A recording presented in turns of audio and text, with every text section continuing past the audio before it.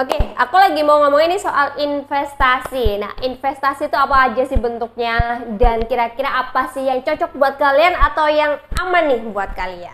Oke, tetapi sebelum aku bahas, jangan lupa subscribe dulu, ya kan, di like dulu gitu atau dibunyiin loncengnya gitu ya. Diklik loncengnya supaya kalau misalnya aku bikin video kalian bisa dapat notifikasinya. Oke, yuk kita langsung bahas berbagai macam yang namanya investasi yang saat ini lagi booming banget ya kan. Apa aja investasi itu ada banyak gitu ya. Investasi yang berbentuk properti. Apa sih yang berbentuk properti? Itu ada tanah, ada bangunan, rumah dan sebagainya itu dalam bentuk properti gitu ya. Ada gitu kelihatan. Nah, kekurangan dan kelebihan dari investasi properti itu apa sih gitu ya? Pastinya adalah nilai likuiditasnya gitu. Likuiditas itu apa sih gitu ya? Ibaratnya gini aja, secara gampangnya kita nggak akan ngomong secara yang susah-susah gitu ya, istilah yang susah-susah. Jadi secara gampangnya gini, ketika aset itu akan dijual gitu ya, kayak misalnya tanah, rumah gitu ya, itu tuh nggak gampang dan nggak cepat gitu ya. Perubahan nilai itu nggak cepat. Perubahan nilai itu maksudnya kayak dari barang ke uang itu tuh lama. Kita sudah tahu lah, kita mau kadang mau jual tanah aja lama banget karena banyak sekali ya, mungkin dari segi harganya dan sebagainya. Jadi untuk jadi fresh money atau cash money atau duit gitu itu tuh susah ya kan. Nah, kalau misalnya kalian investasinya untuk jangka panjang banget gitu, ini mungkin cocok. Tapi kalau misalnya dalam bentuk rumah, tidak aku sarankan karena rumah itu adalah turun terus nih nilainya tiap tahunnya. Tanahnya rumahnya ya, bukan tanahnya. Karena apa? Rumah itu kan butuh perbaikan dan sebagainya gitu ya. Emang ada beberapa di perumahan yang akan naik terus, tapi kan hanya dalam waktu mungkin 3 tahun, 2 tahun, 4 tahun gitu. Yang naik itu biasanya adalah nilai tanahnya, bukan rumahnya ya, atau bukan bangunannya gitu ya. Kalau bangunannya kan setiap tahunnya ini akan rusak kayak gitu teman-teman. Jadi kalau memang mau dalam bentuk rumah, aku saranin yang mungkin gitu ya tempatnya strategis, yang kira-kiranya mungkin 3 tahun, 4 tahun, 5 tahun kemudian tuh pasti akan nilai tanahnya juga akan tinggi gitu ya. Terus untuk tanah, nah ini kalau tanah tuh enak banget sih sebenarnya. Kalau tanah itu ibarat kayak mau kehujanan, kepanasan gitu ya, kita tuh nggak perlu yang namanya harus apa ibaratnya ya, kalau aku bilang merawatnya gitu ya. Kalau merawatnya paling ya karena ada rumput kita harus tebang gitu. Jadi perawatannya tidak terlalu tinggi seperti rumah gitu. Tapi kalau gimana kalau rumah itu dikontrakkan gitu. Kalau rumah dikontrakkan otomatis akan menjadi apa ya, nilai gitu ya. Maksudnya adalah ada pemasukan per bulannya, per tahunnya.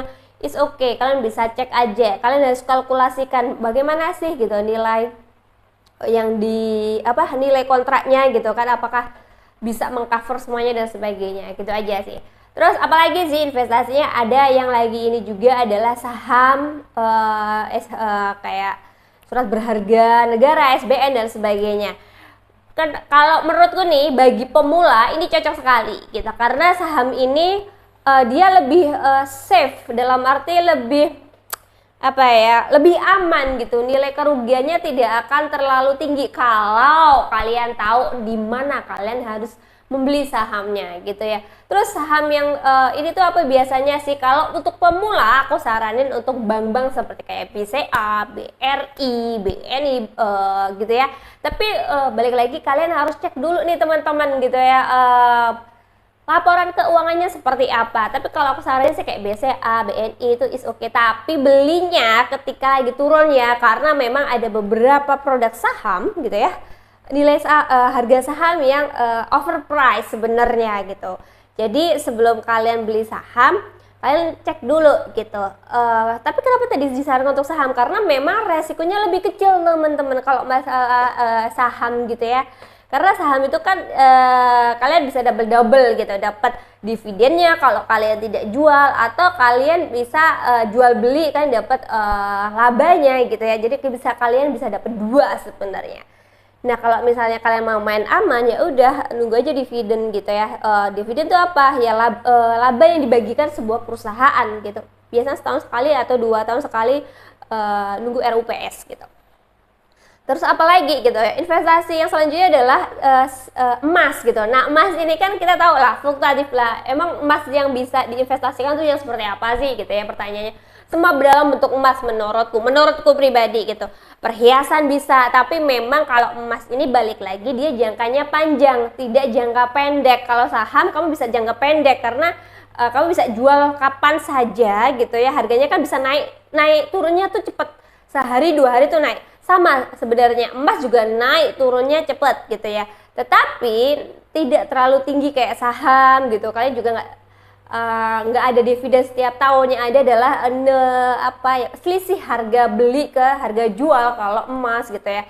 Kalau aku tadi bilang emas yang seperti apa, yang tadi aku bilang ada bisa perhiasan, ada juga nanti misalnya yang dalam bentuk batangan gitu ya, terus mungkin dalam bentuk tabungan yang lagi gini. Terus gimana sih bisa kalian beli, kalau misalnya aku nggak punya safety box di rumah gitu ya, kalian bisa di Pegadaian atau banyaklah sekarang platform yang menyediakan tabungan emas gitu. Cuman memang kalau aku saranin yang pasti-pasti aja kalian bisa di Pegadaian gitu ya, beli emasnya kalian tabungin atau kalian ya itu buka tabungan emas gitu ya. Dan itu lumayan banget sih teman-teman, dan itu menurutku safe juga gitu karena cepet juga likuiditasnya kayak saham gitu ya, kamu bisa jual kapan aja. Ini emas juga bisa jual kapan aja meskipun mungkin ada ruginya gitu ya, karena misalnya kalian lagi butuh duit banget. Kalau emas kan harganya kadang lagi turun ya gimana, sama halnya nggak saham, cuman nilai untuk jadi duitnya tuh lebih gampang dibandingin kalau kalian beli kayak properti gitu ya.